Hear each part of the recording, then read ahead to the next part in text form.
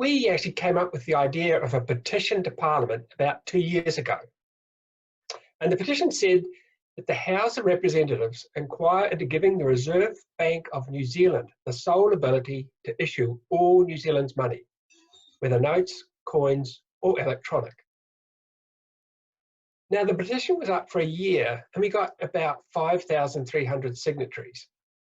700 of those came from electronic signatures and the balance was from the old-fashioned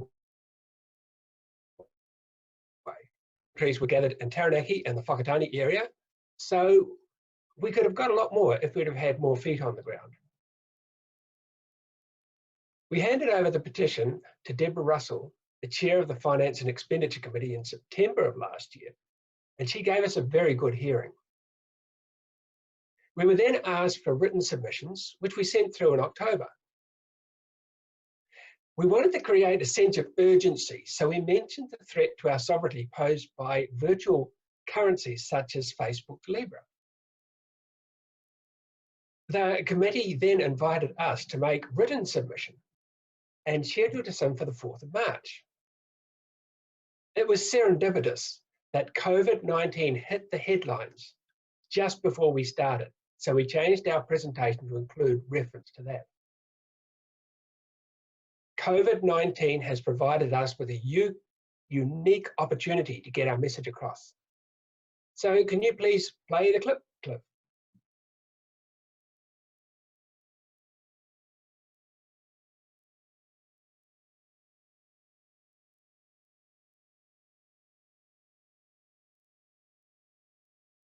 I'm ready, so my time starts now. Yes.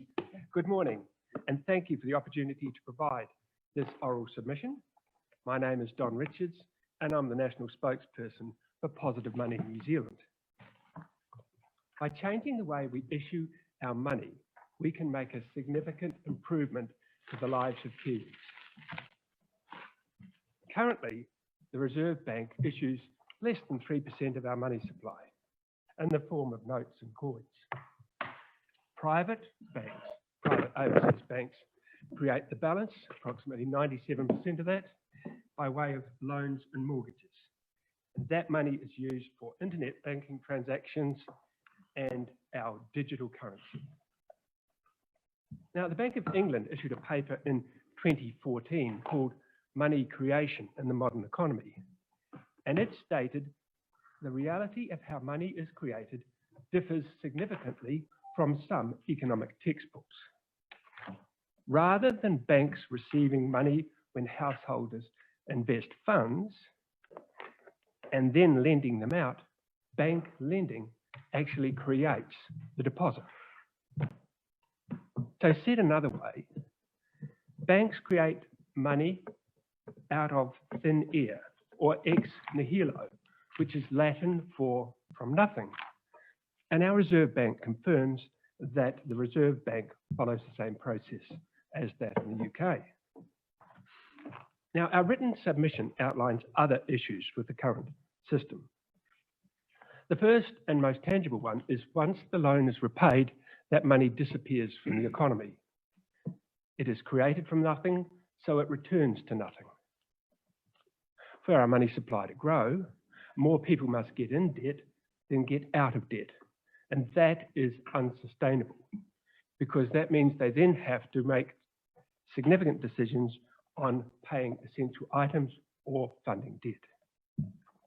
Now, housing inflation is also a major problem. Under the current systems, banks have a profit imperative. So they put money where they can make the most money or profit at the least risk, which is land and housing. The availability of an almost endless supply of credit pumps up the cost of housing, making it unaffordable for most Kiwis.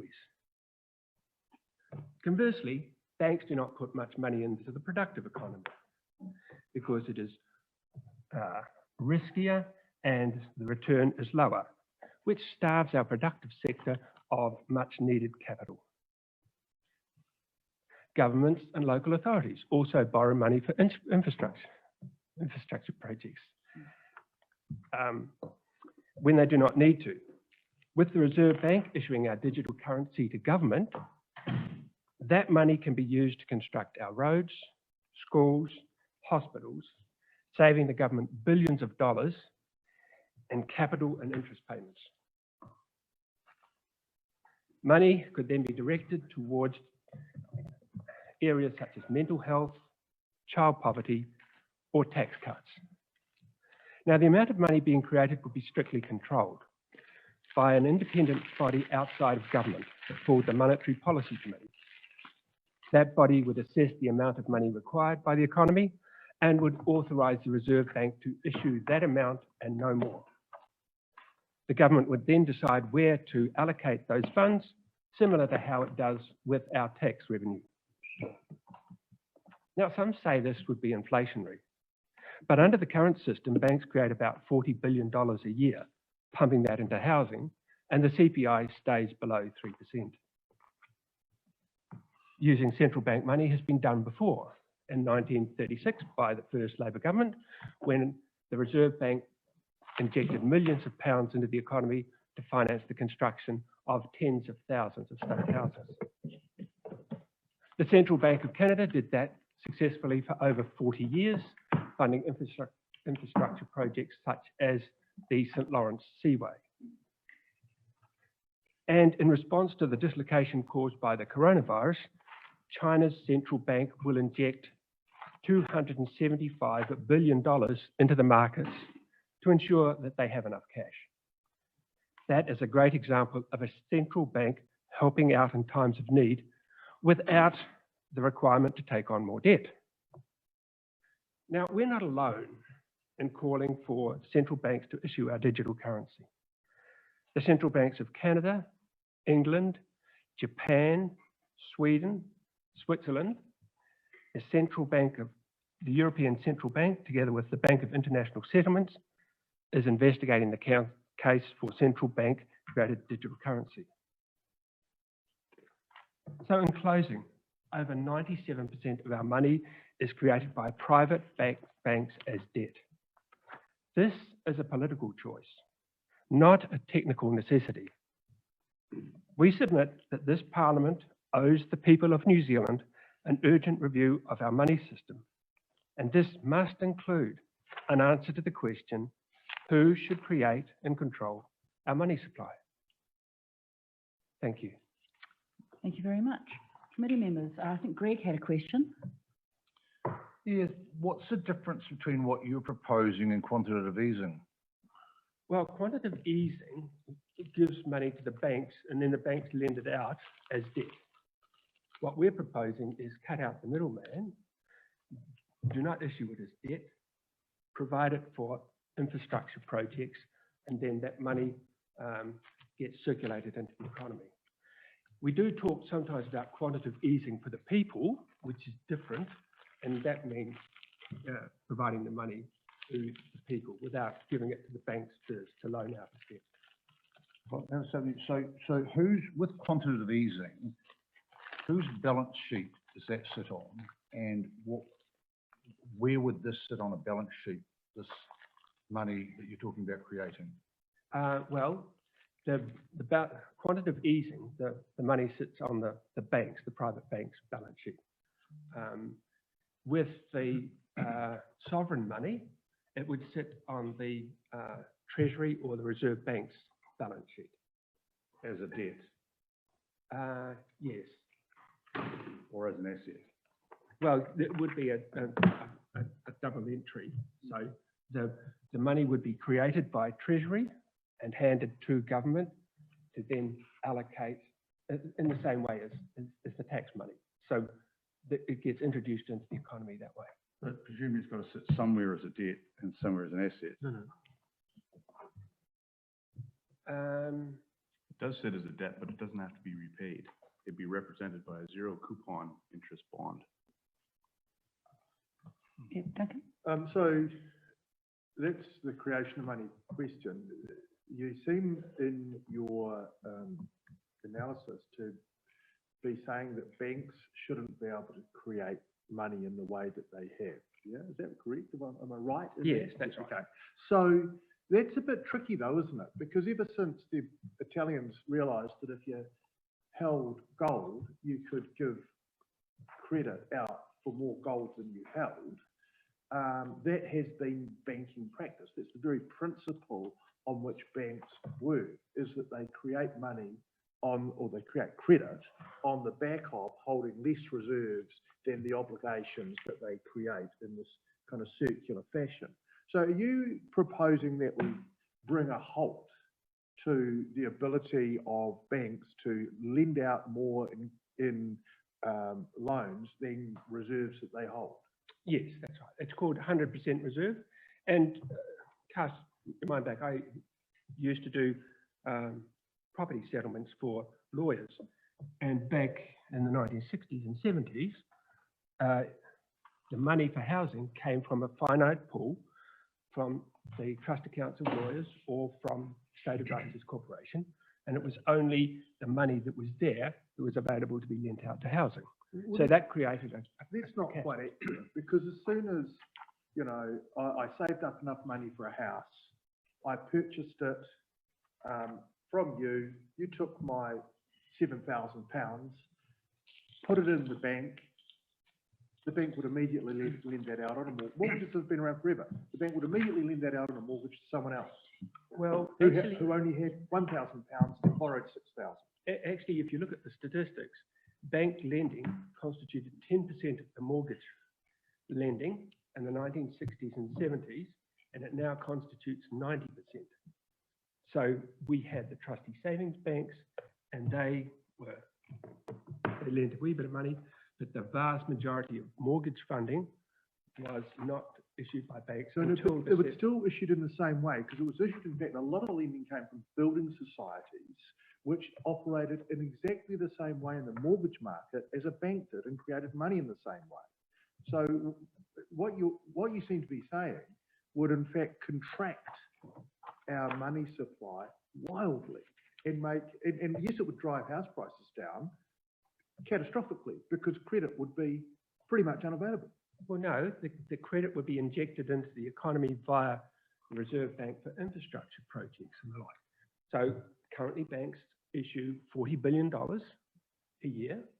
We're proposing that the Reserve Bank, through Treasury, issue between $20 and $30 billion to the government. And so that money is then kept in circulation, and it does not disappear once it's repaid. So if you say that the banks then lend that money out, they don't. If the principal is repaid, it is destroyed. It cannot be lent out. New money has to be created.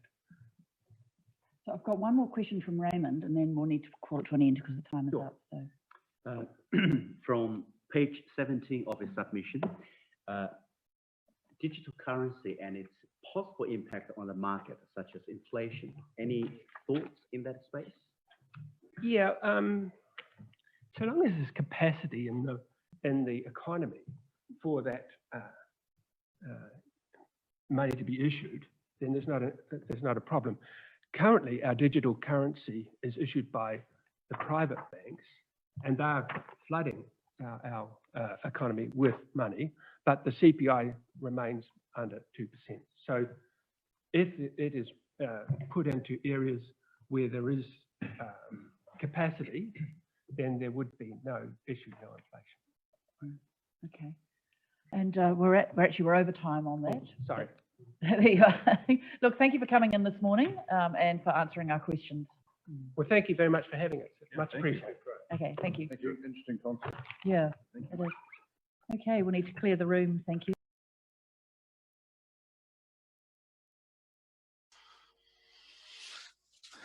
And that was our presentation to the Finance and Expenditure Select Committee. Now we'd like to open up the floor for 10 minutes to questions or comments about the presentation to the Select Committee. If you could please keep your question and comments brief to make it easier to understand and to give everyone a chance. So if you want to ask a question, could you put up your hand using the raise hand function?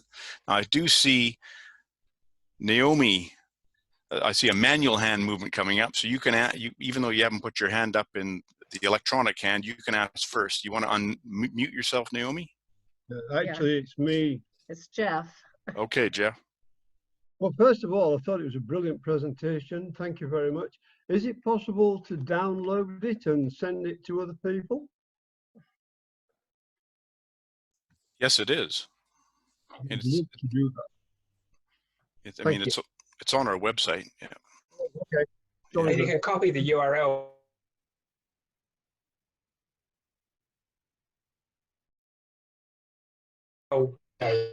Subdirectory. So if you go to the Positive Money main directory, under resources, there's video clips. Just one quick other thing. Who was that guy asking most of the questions? Greg somebody or other? Greg O'Connor, was it? Greg O'Connor asked the most Right. Okay. interesting questions. Yeah. Thank you. Now, Ingrid, you had a question. Do you want to ask that now?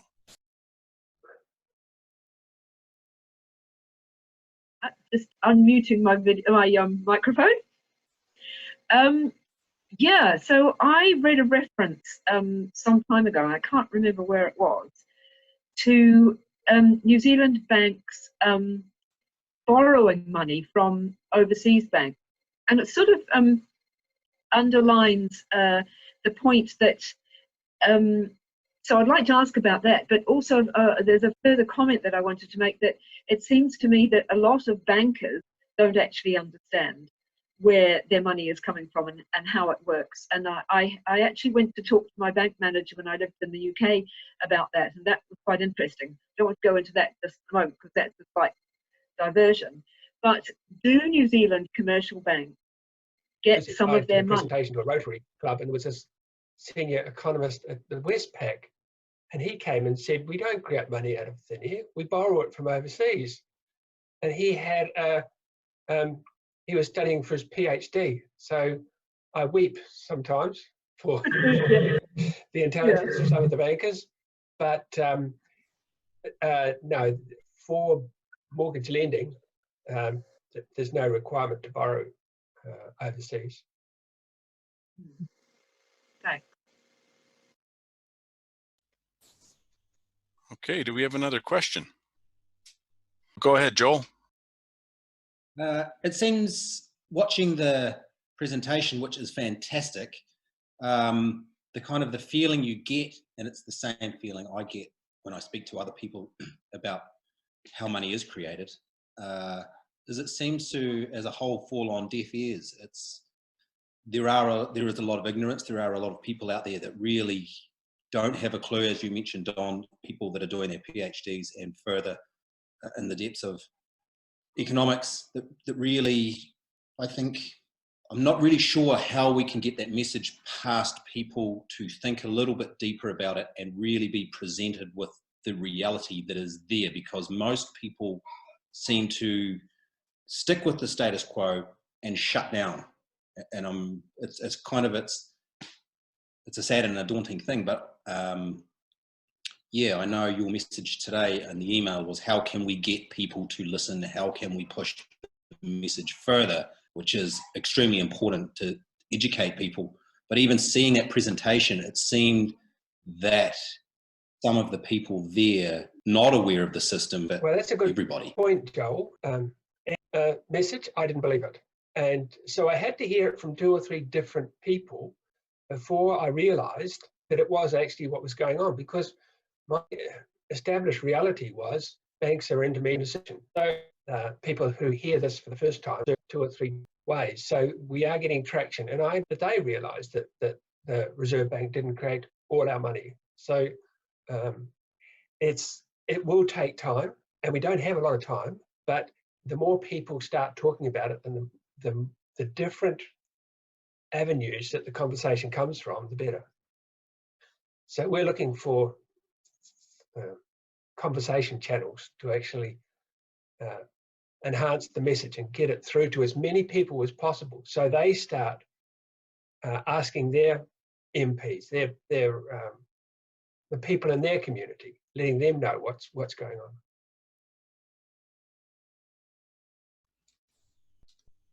Does anyone else have a question or a comment about the video before we're sort of starting to move into the next part? It looks like Jeff's raising his hand again. Go ahead, Jeff.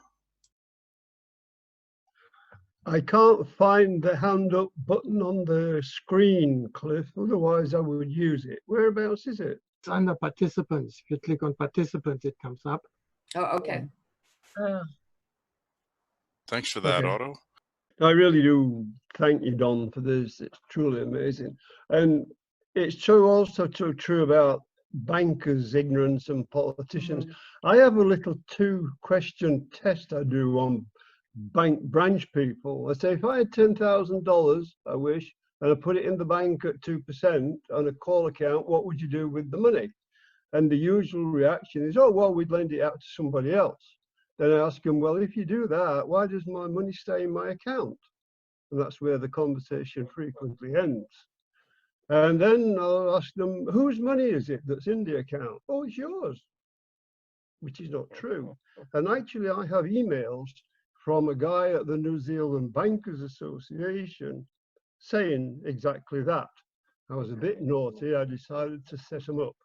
And I wrote to them asking them those 2 questions. And those were the answers that I got. And when I showed them they were wrong, they said, oh, well, we don't want to continue this conversation, go away. So that's one of the problems that we have. So hopefully your presentation, Don, will start to have a reversing of the situation. Well, the good thing about the presentation is that leading up to it, we got some good face-to-face time with members of the select committee. So we actually sat down with them and had a conversation. So this wasn't the first time they'd heard about it. Some of them, others just didn't want to know, but we have been getting some good face-to-face time with members of an influential select committee.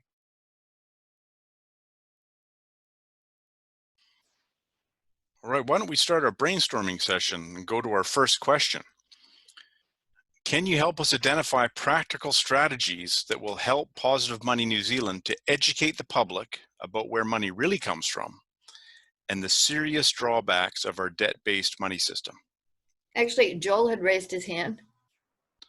Oh, did you, Joel? Sorry, I missed that. You go ahead, you do that.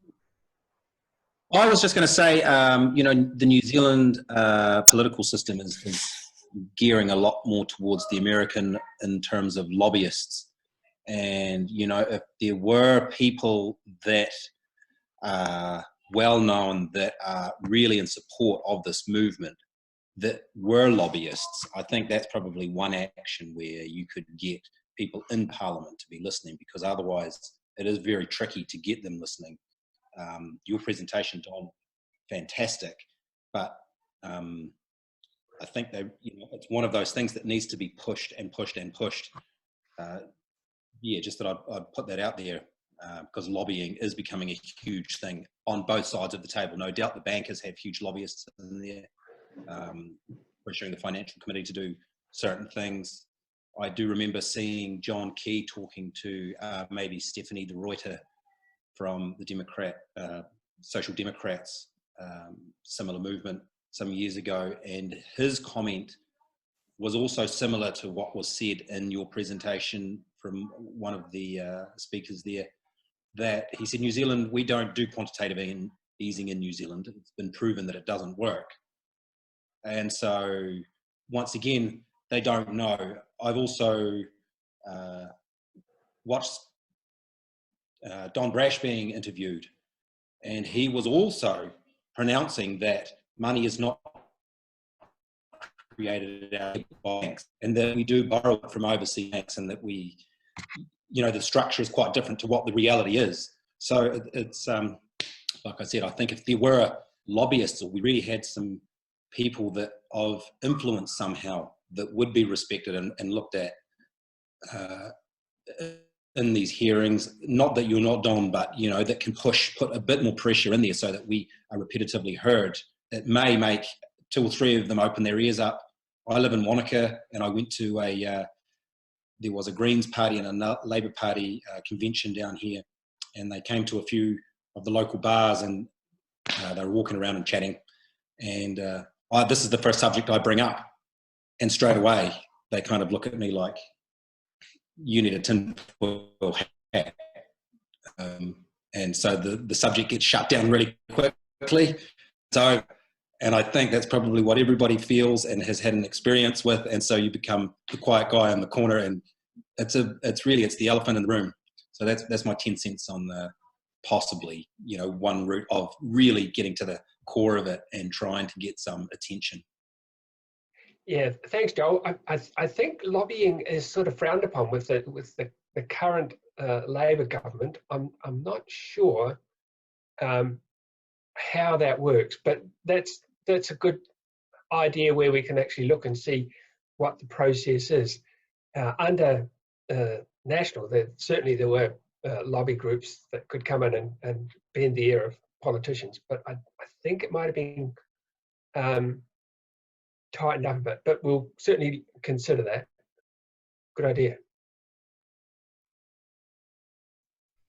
Looks like Ian Davey has his hand up. Go ahead, Ian. Oh, good day, Ian. Here. You're okay, but you're very low. I'll try and speak up. That's better.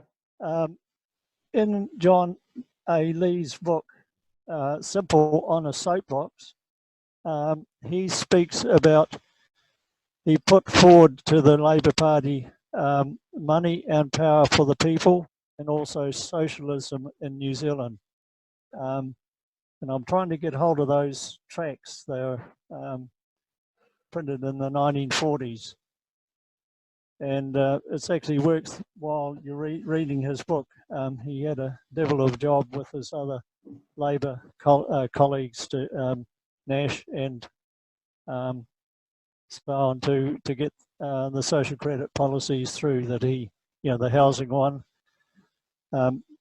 So otherwise, my questions, I've actually written to Positive Money with about a half a dozen questions, or at least answers. One was putting questions to a journalist that is at the member of Parliament, at least Prime Minister's, at the 1 o'clock update every day.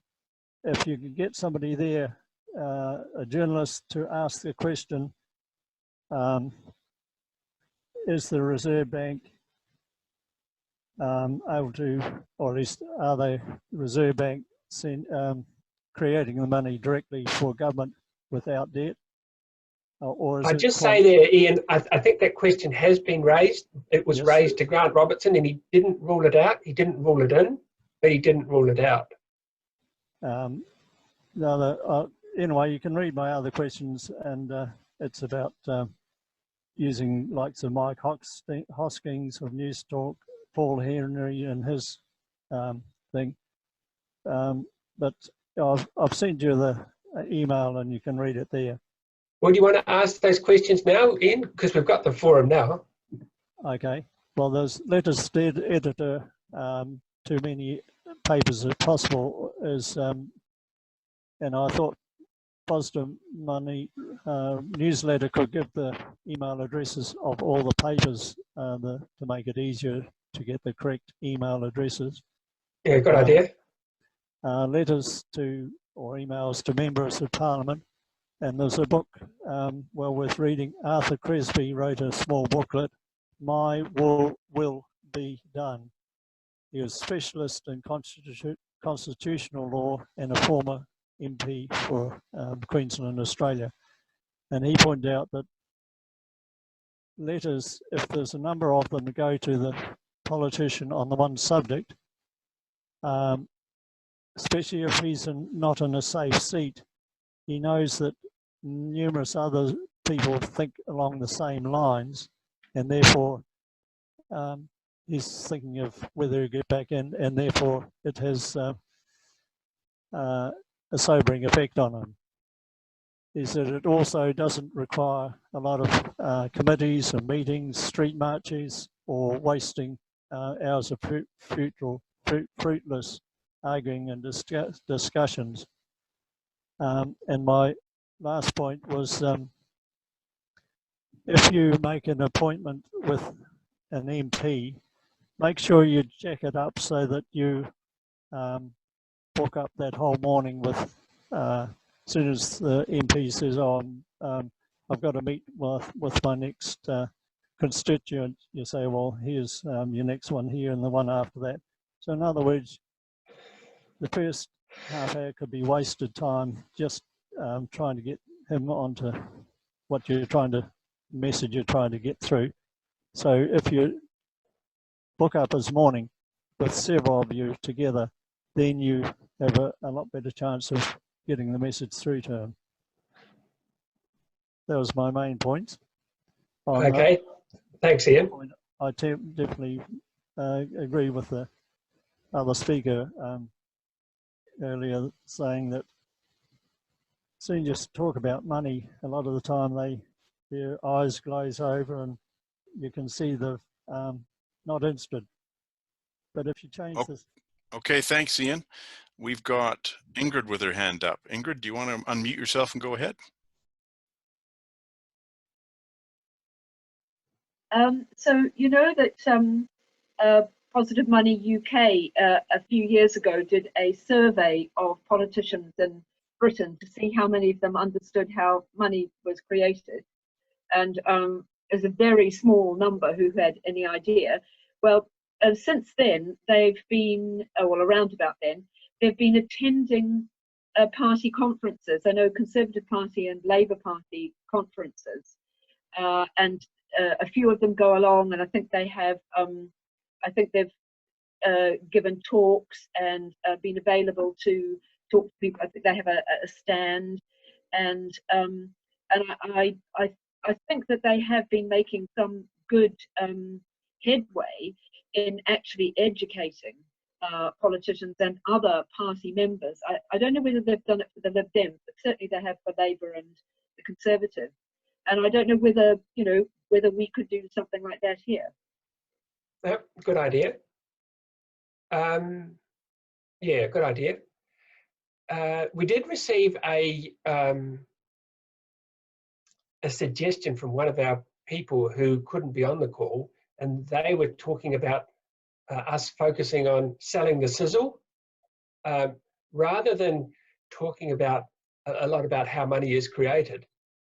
We could focus on the benefits of what money creation is. So we sort of talk to the heart rather than the head. So maybe we need to sell the sizzle. Oh, I think that's a very good idea. Obviously, there are all sorts of key. Yeah, there are things that I'd like to say about the important things to get over to them. But if we can get into that sort of circumstance and have people right there, if they'd let us in, then we can have all our things that it's important to say. Okay, thanks, Ingrid. That's about our time allotment for that question. Oh, sorry, Cliff, just one other thing. We did get a suggestion about looking to see, do we have anybody who has inroads into other lobbying groups like Child Poverty Action Group or Kids Can or that sort of thing? We've been approaching some other lobby groups, but because we're on the outside, we find it pretty difficult to make any inroads. So if there's anyone listening who has connections with other lobby groups, we'd love to hear from you so we can then approach the group and put our message across. Yeah, could I just, for people who are on camera now, could you please put your hand up if you're a member of a different lobby group, whether the Salvation Army or the Kids Charities or any of those? So Ross has been putting his hand up. I don't know if it's because he wants to speak or because he's with the lobby group. Yeah, he's been putting it up for a while. I see that. I also see Jeff with your hand up. You've had a turn before, Jeff, so if you don't mind, we'll just pass on you for now. Ross, we'll give you time for a quick comment. Okay, well, Chris Leach is quite active on Facebook with spreading the news of the money out of thin air, and boy, does he get some flack feedback. The other thing, I run the Transition Towns Whangarei group. I've always put your notices out, but there are transition towns groups around New Zealand, Motueka, Littleton, Kaitaia is very strong, Bay of Islands. They're all with have regular newsletters going out to like-minded people who are all about building resilience to face a lot of the turbulent times that we've got coming in ahead of us. And of course, this fits into the kaupapa quite well. Yeah. So contacting all the transition towns things, and I can do that. I have got the contacts of the other main ones, but I do have other contacts of others around the country. But that's another outfit to spread the word. Thanks, Ross. Are you in a tunnel? No, I must have an old laptop, and its camera is shocking. I mean, if I hold my bedside lamp up, I'm okay, but the camera on the old thing is not very good. It's okay in the daylight, but no good at dark. Okay, let's move to our next question here. What strategies can we use to educate Parliament?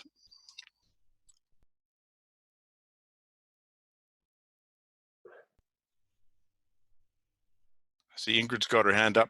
Jeff had his hand up first, so we'll give Jeff a chance first. Go ahead, Jeff. Well, I just wanted to say something about the previous one, and I met Ross this afternoon for the first time on our weekly Transition Town Zoom, and I agree with him, and the presentation will be going out to Bay of Islands Transition Town very, very quickly. One thing I just want to mention to give you an idea what we're up against, and Don will remember this, during the last election he went to this meeting and what's his name, Cullen, said that banks don't create money, and Don was somewhat amazed. But when people like him are saying things like that, it does give you an idea of what we're up against. And as far as getting the word out, we do quite a lot of posting on the local Facebooks up here in the far north, and they are quite well read. So transition towns, I agree totally. Facebook type postings, they're all ways to get the message out. And of course there's the neighbourly thing, which is also community oriented. So thanks, Cliff. Thanks, Jeff. I see Otto's got his hand up, and then Ian after him. What about Ingrid? She's put her hand down. Okay. Okay, so how can Parliament be convinced? Well, parliamentarians normally follow what the voters want, and most voters are, most voting people are the older people. And unless you convince the older people to buy into this system, Parliament is not likely to move because they don't want to look ridiculous. I think there is a lot of reasons why politicians don't want to hear about it, apart from not understanding it, because every time they do, they feel that opposition would exploit it and make them look stupid. And they also fear, if they understand it, properly backlash from the banking community. I know that Stephanie, what's her name, Kelton, was a financial advisor to Bernie Sanders, and he made it very clear to her that he would never publicly speak about it, only she could, because it would just ruin his chances of getting anything through. So I think you need to focus on the people much more. And my idea would be to, if I had some money, to invite people like Stephanie Kelton to a tour of the country, with a conference and presentation to Parliament. But all this costs lots of bloody money. Yeah, right. The frustrating thing, Otto, is there's plenty of money to be had, but it's not being used. And if we had money, we could actually get our message across about the fact that there's lots of money around. But it's the ultimate catch-22. Yes, so I haven't got. If I had some, I would give it to you. But I thought to me, I'm just retired now or semi-retired. I'm still working somehow. I could join Grey Power and give talks to them. Yeah, well, that's a good idea. Grey Power. That's a very good avenue. Is there anyone who belongs to Grey Power? All right, Stuart, you got your hand up. Excellent. All right, we can put that.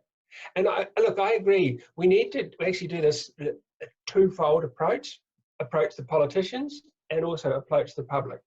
Because the politicians will listen to the public, but we need to let the politicians know about the message, about the Reserve Bank being able to create our money.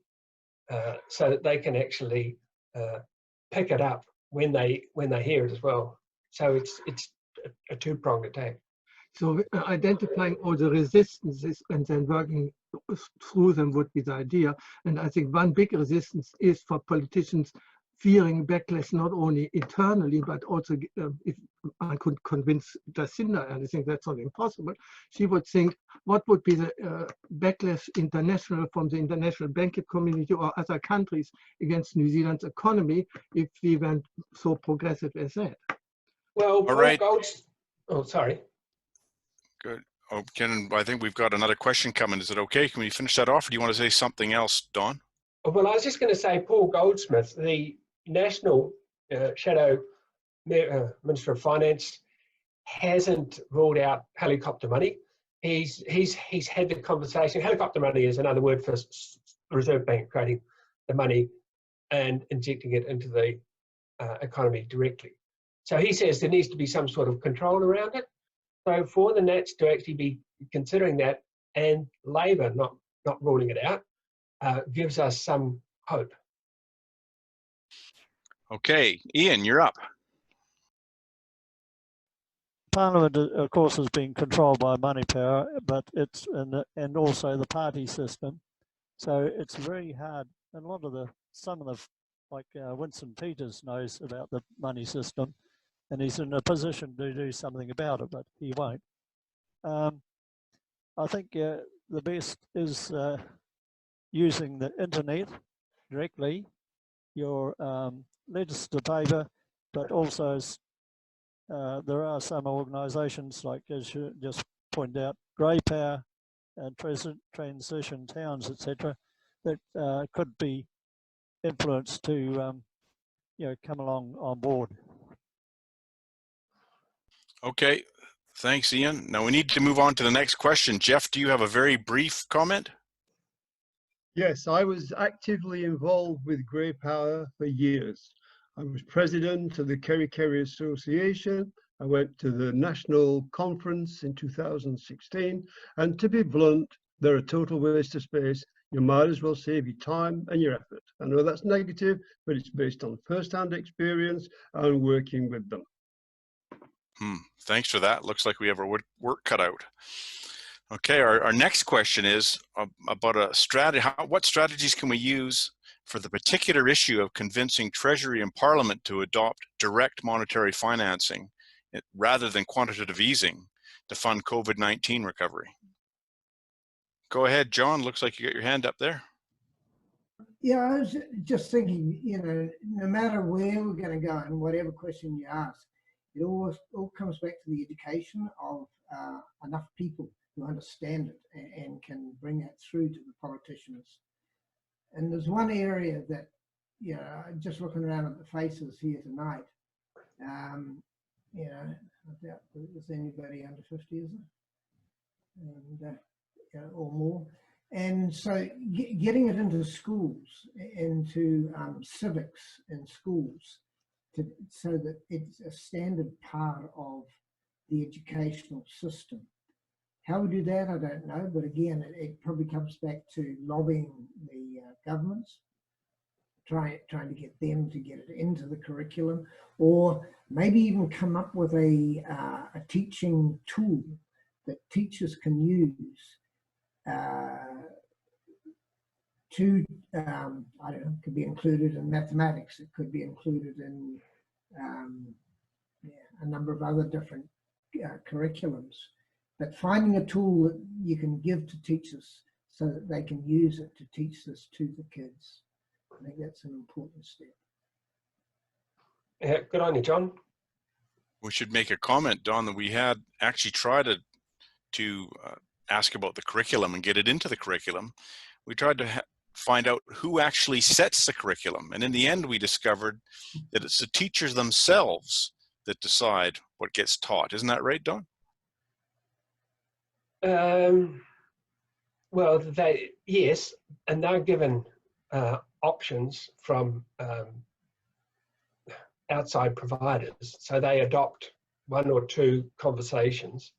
And we even approach the writers of some of the school material pointing out the error of their ways, and they seem to think, well, this is just a scholastic exercise in exercising the mind. It doesn't actually have to be that accurate. We just need them to understand the mechanics, and it doesn't actually have to be correct, but it does allow them to exercise their mind and answer questions relating to the subject. So that sort of was a bit disappointing. It is. We can, of course, we can still do John's other idea, which is try and make a tool. That's still something we can do, because teachers are short of time and resources, and if you can get a resource, they'll often use it. Yep. So I see that Jeff's got his hand up. Is there anybody else who wants to say something? Jeff, you've had quite a turn. I'll just give someone else a chance first, if you don't mind. Another bit. Nope, you're up, Jeff. Go ahead. Well, I just wanted to say I agree with John about the schools, and I would also just like to say, been there, tried that, got the bum's rush. I read an article about Westpac setting up a school-type branch at a low decile school in Whangarei. And what they were doing, they were brainwashing the kids from a very early age into the banking system. And so, of course, me, bull in a china shop, went after the principal, explaining what a scam it was. I would like to go and show him some movies about the truth, and got very short shrift. I also offered to go and do volunteer work on that subject in Pahia Primary. They didn't want to know either. I get the distinct impression that the only people allowed to talk about money in schools are the banks, which is like the breweries promoting alcohol, to me anyway. Good point. We've got time for 2 more questions. I see Ingrid's got her hand up. Go ahead, Ingrid. Not a question, just a comment. My dad used to work for social credit years ago, before the days of proportional representation, and I remember him getting very despondent about or his efforts to talk to people about monetary reform. And but interestingly, we were in the Hauraki electorate, and that was the first electorate to elect a Green MP when proportional representation came in.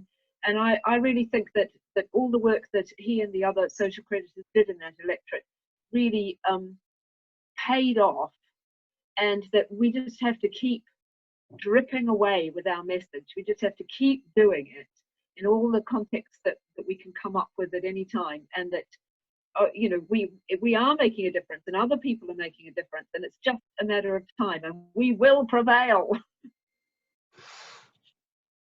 Thumbs up to that. We just got to keep at it. I agree. Yeah. Don, do you want to say anything before we do our poll? Well, we've got the last in our Skype, sorry, wrong technology, Zoom calls next week about quantitative easing, how it does not work, and how our solution will. Well, the part of the problem with quantitative easing is that it unnecessarily prolongs any recession. The sovereign money solution would cut through a lot of the issues, and we would come out of this recession a lot sooner than we will under quantitative easing. So that's the next one. Same time, same channel. Okay, so Cliff, I think that's really it. If we've got no further questions, we can bring the meeting to a conclusion. And thank you very much for your time. Yes, we can, Don. I just wanted to say one thing before we go, and that was, if you have an idea that will help us get the message out, please type it into the chat or just get in contact with us. Thanks for what you've said tonight. We've got some good ideas there, and we'll pursue those. But thank you for watching and participating. Thank you. Thank you. Okay, good night. Good night.